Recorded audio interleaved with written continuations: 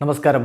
Rafter ഫുട്ബോളിലേക്ക് അവർക്കും സ്വാഗതം. അപ്പോൾ പ്രീമിയർ ലീഗിലെ ക്രിസ്മസ് ബ്രേക്കിന് മുമ്പുള്ള അവസാന മത്സരവും ഇന്ന് പുലർച്ചെ കഴിഞ്ഞു. ഏകപക്ഷീയമായ ഒരു ഗോളിന് ഫുൾഹാം നോട്ടിംഗ്ഹാം ഫോറസ്റ്റിനെ പരാജയപ്പെടുത്തി.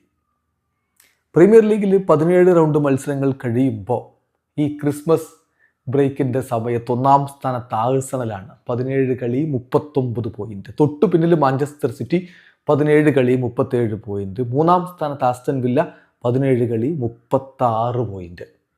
ആഴ്സണൽ കഴിഞ്ഞ 4 വർഷത്തിനിടയ്ക്ക് മൂന്നാം തവണയാണ് ഈ ക്രിസ്മസ് സമയത്ത് ഒന്നാം സ്ഥാനത്ത് വരുന്നത്. എന്നിട്ട് എന്ത് സംഭവിച്ചു? നമ്മളൊന്ന് പരിശോധിക്കുകയാണ്. ഈ ക്രിസ്മസ് ബ്രേക്കിൽ ഒന്നാം സ്ഥാനത്ത് എത്തുന്നവർ കിരീടത്തിലേക്ക് പോകുന്നുണ്ടോ? എന്താണ് കഴിഞ്ഞ കുറച്ച് കാലമായി സംഭവിച്ചുകൊണ്ടിരിക്കുന്നത്? നമുക്ക് 2016-17 മുതൽ ഇങ്ങോട്ട് എടുക്കാം എന്ന് പറഞ്ഞാൽ ഒരു 10 കൊല്ലത്തെ കണക്കെടുത്താൽ 2016-17 സീസണിൽ ചെൽസി ആയിരുന്നു ഈ ക്രിസ്മസിൻ്റെ സമയത്തുള്ള ലീഡർ. പക്ഷേ അവർ തന്നെ ആ സീസണിൽ കിരീടം ചൂടിയിട്ടുണ്ട്. 17-18 മാഞ്ചസ്റ്റർ സിറ്റി ആയിരുന്നു ക്രിസ്മസിൻ്റെ സമയത്ത് ലീഡർ. അവർ തന്നെ ചാമ്പ്യന്മാരാവുകയും ചെയ്തു. 2018-19 ലിവർപൂൾ ആയിരുന്നു ക്രിസ്മസിൻ്റെ സമയത്ത് ലീഡർ. പക്ഷേ കിരീടം ചൂടിയത് സിറ്റി ആയിരുന്നു. 2019-20 പക്ഷേ ലിവർപൂൾ കളി തിരികെ പിടിച്ചു. അവരായിരുന്നു ലീഡർ. അവർ തന്നെ കിരീടവും ചൂടി. 2020-21 ക്രിസ്മസിൻ്റെ സമയത്ത് ലിവർപൂളാണ് ലീഡർ. പക്ഷേ സിറ്റി കിരീടം ചൂടി.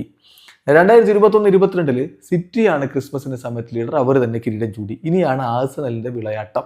2022-23 ആഴ്സണലാണ് ക്രിസ്മസിൻ്റെ സമയത്ത് ലീഡർ.